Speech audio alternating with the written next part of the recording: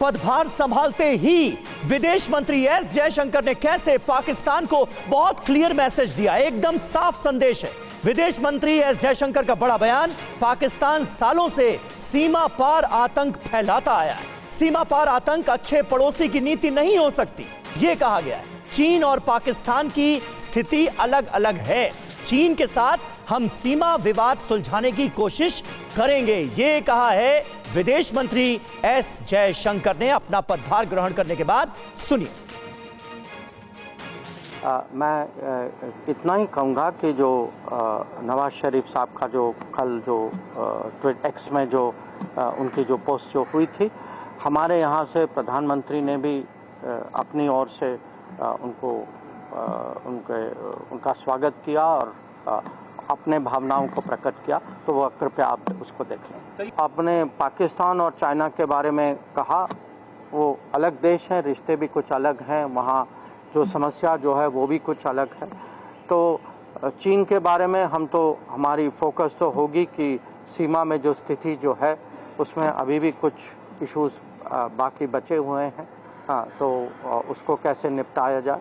और पाकिस्तान के साथ ये भी आप जानते हैं कि विषय जो है सालों से वो जो आतंकवाद का विषय जो है, cross border terrorism, how do we find a solution to it, so that cannot be the policy of a good neighbor.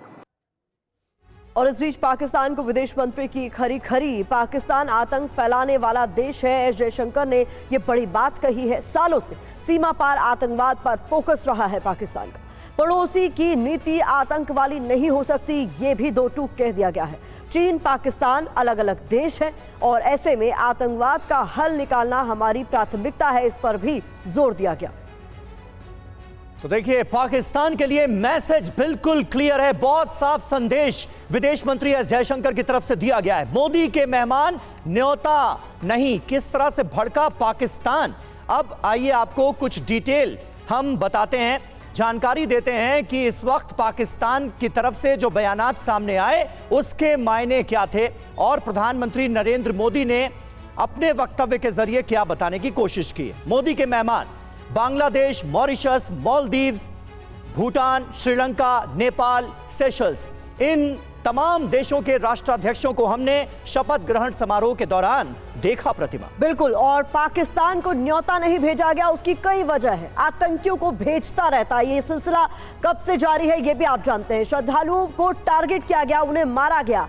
ISI की साजिश का खुलासा हुआ इसके पीछे और साफ तौर पर जानकारी मिली है कि पीओके में इसकी बाकायदा प्लानिंग की गई है। ओवरग्राउंड वर्कर्स भी एक्टिव हैं लगातार। सीमा पार आतंक फैलाता रहा है पाकिस्तान और ये दिखावे की बधाई नहीं है तो और क्या है सभी। बिल्कुल, और इस वक्त हमारे साथ तमाम खास मेहमान मौजूद हैं, उनसे आपका तारुफ करा दें। शाजिया इल्मी हमारे साथ मौजूद हैं, प्रवक्ता भारतीय जनता पार्टी की। डॉक्टर वरुण पुरोहित हमारे साथ मौजूद हैं, राजनीतिक विश्लेषक हैं, कांग्रेस की विचारधारा को सपोर्ट करते हैं। दीपक वोरा साहब, पूर्व राजदूत, हमारे साथ इस वक्त जुड़ चुके हैं। मेजर जनरल संजय स्वाय बतौर रक्षा विशेषज्ञ हमारे साथ मौजूद हैं।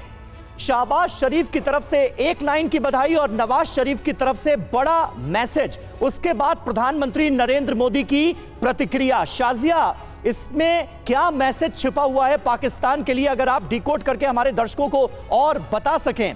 पाकिस्तान को पहले प्रधानमंत्री और फिर विदेश मंत्री एस जयशंकर की तरफ से जो मैसेज दिया गया उसे। देखिए, सबसे पहले तो मैं कहूंगी कि जिस तरह से लगातार इस इलाके में पिछले 2 साल से इस तरह की आतंकवादी गतिविधियां बढ़ी हैं, हम सब जानते हैं कि पंजाल जो है सेपरेट करता है जम्मू एंड कश्मीर को, डेंस फॉरेस्ट है वहां पे, उस सब का एक तरह से फायदा उठाकर एक ऐसे मौके पर जिस तरह से हमला हुआ है, बहुत ही अफसोसनाक, जिसमें बच्चों तक को नहीं छोड़ा गया है। सोचिए, 2 साल का एक बच्चा भी मारा गया है और जिस तरह से वो किया गया है कि पहले बस ड्राइवर ने भी कोशिश की बचाने की और मरते मरते उसने लोगों को बचाया है, सोचिए आप। लेकिन उसके बावजूद आप देखिए, आगे बढ़िए आप, तो आप देखेंगे कि इस पर सीधे तौर पर लश्कर ए तौयबा का हाथ है, पूरी तरह से वो प्रिंट नजर आती है ना। इस जगह पे वो जो ऑपरेशन है उसका जो पूरा स्केल है वो बढ़ रहा है और ये बहुत ही ग्रेव कंसर्न का मैटर है, बहुत ही फिक्र की बात है। 11 उसमें टुकड़ियां अभी भी लगी हुई हैं और सीधे तौर पर गृह मंत्री ने, प्रधानमंत्री ने, एलजी साहब ने और जयशंकर जी ने कह दिया है कि ये पड़ोसी का हक पड़ोसी निभाता है। इस तरह से एक्सपोर्ट करके नहीं टेररिज्म को या आतंकवाद कर तो ये दहशतगर्दी के कैंप्स, इस तरह से मासूमों को टारगेट करना और अपनी खिसियाहट और जो उनकी हालत पाकिस्तान में है उसका ठीकरा भारत के मासूमों पर फोड़ना कतई बर्दाश्त नहीं किया जाएगा।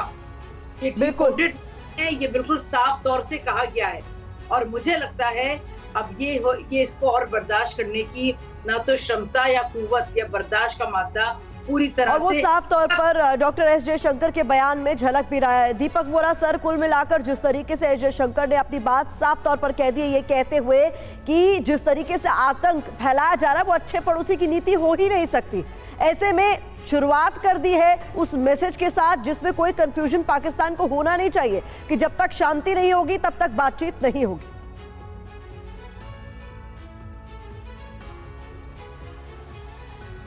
Can you hear me? मेरी आवाज आ रही है? बिल्कुल बिल्कुल। बहुत बहुत धन्यवाद मैम, बहुत अच्छा लगता है जब आपके साथ होता हूँ, आपके सहयोगी के साथ। Your knowledge is impeccable. और अभी मैंने अपने बीजेपी की प्रवक्ता को सुना, बहुत इज्जत करता हूँ उनकी, बाकी जो मेहमान है उनसे भी बहुत कुछ सीखूंगा।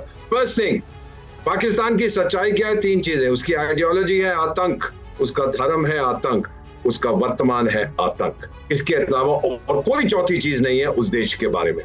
तो जो मैसेज किया है पीएम साहब ने साफ बोला है कि मेरे लोगों की सुरक्षा सबसे अहम चीज है मेरे लिए। डॉक्टर एस जयशंकर ने भी यही कहा है कि आतंक को बंद करो। मैम, हमने तो अपनी पोजीशन स्पष्ट कर दी है, लेकिन एक चीज मैं आपसे कहना चाहता हूँ, करोड़ों लोग आपका कार्यक्रम देख रहे हैं।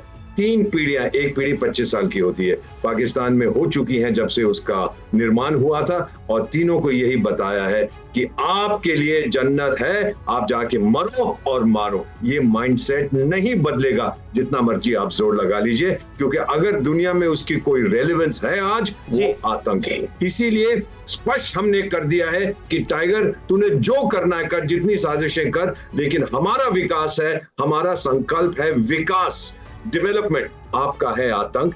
ये दोनों के बीच में कोई भी समझौता नहीं होगा। बिल्कुल, मैसेज बहुत क्लियर है।